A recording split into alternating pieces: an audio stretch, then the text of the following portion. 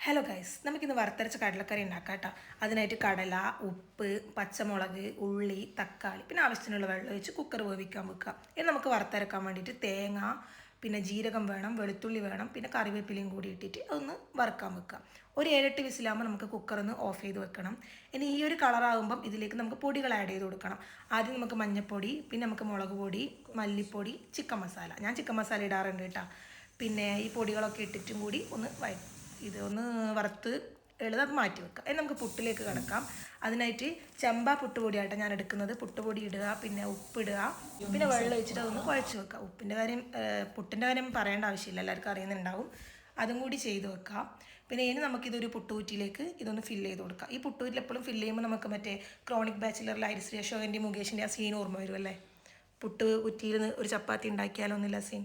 അങ്ങനെ ഇതിലേക്ക് ഈ മിശ്രിതങ്ങളൊക്കെ ഒന്ന് ഫില്ല് ചെയ്ത് കൊടുത്തു. ഇനി വെള്ളം തിളച്ചപ്പം അതിൻ്റെ മേലെ വെച്ച് വേവിക്കാൻ വെക്കുക. ഇനി വീണ്ടും കടലക്കറിയിലോട്ട് തന്നെ കിടക്കാം.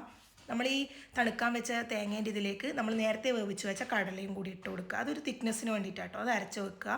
ഇനി ഒരു പാൻ എടുത്തിട്ട് അതിലേക്ക് വെളിച്ചെണ്ണ ഒഴിക്കുക. പിന്നെ കടുക് ഇട്ടിട്ട് പൊട്ടിച്ചതിന് ശേഷം കടലയും പിന്നെ വറുത്ത് അരച്ച ഈ തേങ്ങേൻ്റെ കൂട്ടും കൂടി ഇട്ട് കൊടുത്തിട്ട് ഒന്ന് ഇളക്കുക. എൻ്റെ ഇതിലേക്ക് ആവശ്യമുള്ള വെള്ളം ഒഴിച്ച് ഒന്ന് കുറുക്കിയെടുത്തതിന് ശേഷം കറിവേപ്പിലയും പിന്നെ മല്ലിയിലയും കൂടി ഇട്ടിട്ട് നമുക്കിപ്പോൾ കറി റെഡിയായി. നല്ല കടലക്കറീൻ്റെ മണം നല്ല മണമാകുന്നുണ്ട്. ഇനി കഴിച്ചു നോക്കണം എങ്ങനെയുണ്ട് എന്നുള്ള കാര്യം. ഇനി നമ്മൾ ചെയ്യാൻ പോകുന്നത് പപ്പടം വാട്ടുകയാണ്.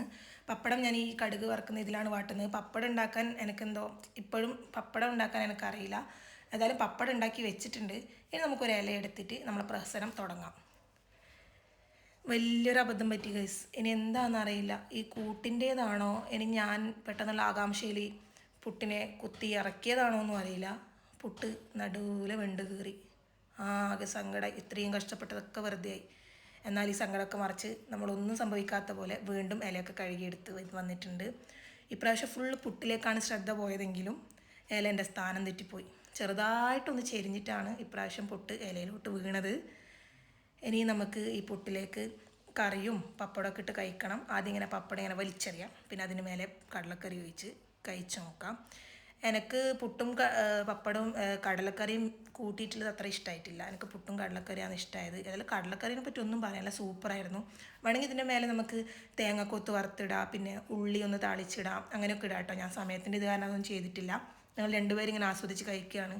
ഏതായാലും പുട്ട് ഇഷ്ടമായതുകൊണ്ടായിരിക്കാം ഇല